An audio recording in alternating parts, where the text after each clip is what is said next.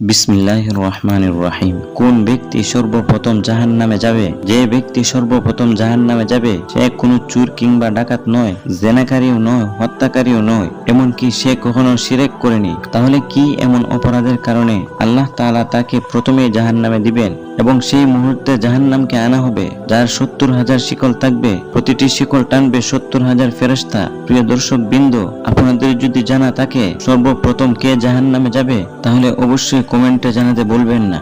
মানুষ দুনিয়াতে আগুন দেখে এবং প্রতিদিন এটি ব্যবহার করে। অনেকেই ভাবতে পারেন জাহান্নামের শাস্তি ও আগুন দুনিয়ার আগুনের মতোই, কিন্তু আমাদের প্রিয় নবী হযরত মুহাম্মদ সাল্লাল্লাহু আলাইহি সাল্লাতু ওয়াস সালাম আমাদের এই বিষয়ে সুস্পষ্টভাবে জানিয়েছেন। দুনিয়ার আগুন ও আখিরাতের আগুনের পার্থক্য ব্যাখ্যা করেছেন। তিনি বলেছেন, তোমাদের এই দুনিয়ার আগুন জাহান্নামের আগুনের 70 ভাগের 1 ভাগ মাত্র। সাহাবীরা জিজ্ঞাসা করলেন, হে আল্লাহর রাসূল, তাহলে এটি কি যথেষ্ট ছিল না? তিনি বললেন, জাহান্নামের আগুন দুনিয়ার আগুনের চেয়ে 99 অংশ বেশি উত্তপ্ত। প্রতিটি অংশ দুনিয়ার আগুনের মতো তীব্র। জাহান্নামের আগুন হবে বিশাল, প্রচন্ড ভয়ঙ্কর। কিয়ামতের দিন জাহান্নামকে আনা হবে যার 70,000 শিকল থাকবে, প্রতিটি শিকল টানবে 70,000 ফেরেশতা। কিন্তু প্রশ্ন হলো, কারা হবে সেই দুর্ভাগা যাদেরকে সর্বপ্রথম জাহান্নামে নিক্ষেপ করা হবে? আল্লাহ তাআলা আমাদেরকে রক্ষা করুন। আল্লাহর রাসূল সাল্লাল্লাহু আলাইহি সাল্লাতু ওয়াস সালাম আমাদের জানিয়েছেন, জাহান্নামে প্রবেশকারীদের দুটি শ্রেণীতে ভাগ করা হয়েছে। প্রথম শ্রেণী হলো তারা যারা আল্লাহর উপর ঈমান এনেছে এবং তাওহীদে বিশ্বাসী, কিন্তু তারা পাপ ও গুনাহ করেছে। তারা তাদের পাপের কারণে জাহান্নামের শাস্তি পাবে, তবে এক সময় আল্লাহ তাআলা তাদেরকে ক্ষমা করে জান্নাতে প্রবেশ করাবেন। আমরা আল্লাহর কাছে দোয়া করি তিনি যেন আমাদেরকে জান্নাতে প্রবেশ করান।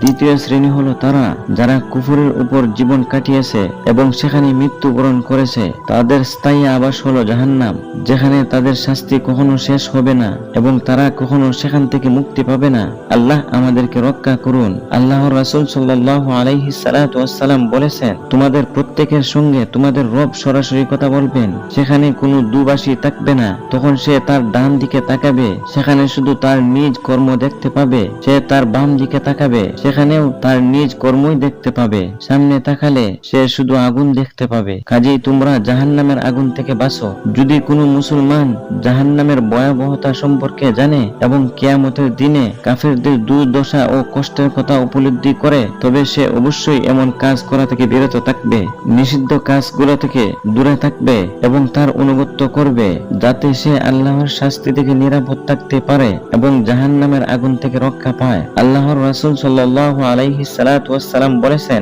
জাহান্নামকে লোভ, লালচ ও প্রবৃত্তির দ্বারা আবৃত করা হয়েছে। তাই একজন মুসলমানের প্রথম কর্তব্য হলো সে যেন তার অনুসরণ না করে কিয়ামতের দিন মানুষকে জাহান্নামে নিক্ষেপ করার কারণ হতে পারে কিছু বিশেষ কাজ।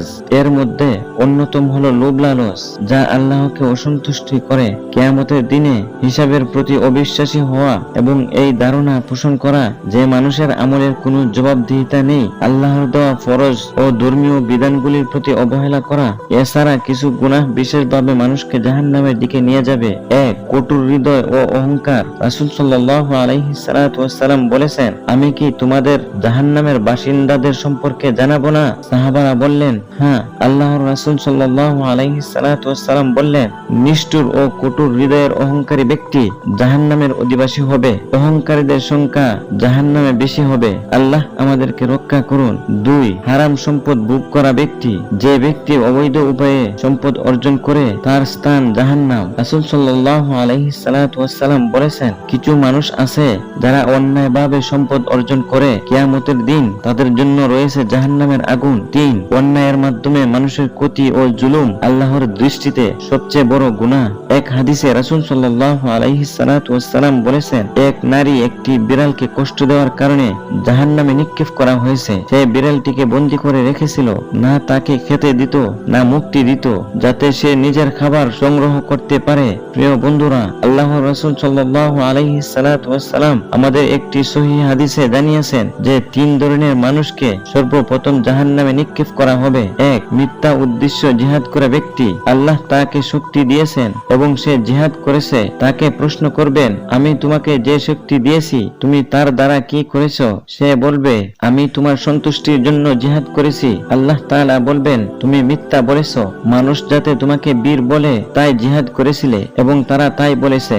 2, যে ব্যক্তি আল্লাহর দেওয়া জ্ঞান ও কোরআন পেয়েছে তাকে আল্লাহ তাআলা প্রশ্ন করবেন, আমি তোমাকে জ্ঞান ও কোরআন দিয়েছিলাম, তুমি কি করেছো? সে বলবে, হে রব, আমি তোমার সন্তুষ্টির জন্য তা শিখিয়েছি, অন্যদেরকেও শিখিয়েছি এবং মানুষকে তিলাওয়াত করে শুনিয়েছি। আল্লাহ বলবেন, তুমি মিথ্যা বলেছো, কেবলমাত্র লোকেরা যেন তোমাকে আলেম ও কোরআনের কর্মী বলে সেই উদ্দেশ্যে শিখিয়েছিলে এবং তারা তাই বলেছে। অতঃপর আল্লাহ আদেশ দেবেন, তাকে টেনে নিয়ে যাও এবং জাহান্নামে নিক্ষেপ করো। 3, লোক দেখানোর জন্য দান সদকা করা ব্যক্তি। যে ব্যক্তি আল্লাহর দেওয়া সম্পদ পেয়েছিল তাকে আল্লাহ প্রশ্ন করবেন, আমি তোমাকে সম্পদ দিয়েছিলাম, তুমি কি করেছো? সে বলবে, হে রব, আমি তোমার সন্তুষ্টির জন্য দান করেছি। আল্লাহ বলবেন, তুমি মিথ্যা বলেছো, শুধুমাত্র লোকেরা যেন তোমাকে দানশীল ও উদার ব্যক্তি বলে সেই উদ্দেশ্যে দান করেছিলে এবং তারা তাই বলেছে। অতঃপর আল্লাহ আদেশ দিবেন, তাকে টেনে নিয়ে যাও এবং জাহান্নামে নিক্ষেপ করো। যদি আল্লাহ তাআলা কাউকে নিয়ামত দান করেন তবে তার উচিত আল্লাহর শুকরিয়া আদায় করা এবং এই শুকরিয়া কেবলমাত্র কথায় নয় বরং কাজে প্রমাণিত হওয়া উচিত। আমাদের প্রতিটি আমল একমাত্র আল্লাহর সন্তুষ্টির জন্য হওয়া উচিত। এতে কোনো ধরনের লোক দেখানো, খ্যাতি অর্জনের ইচ্ছায় বা অন্য কোনো প্রশংসা পাওয়ার উদ্দেশ্যে থাকা উচিত নয়, কারণ রিয়া এক ধরনের গোপন শিরক যা মানুষের আমল ধ্বংস করে দেয়। আল্লাহ তাআলা আমাদেরকে রক্ষা করুন।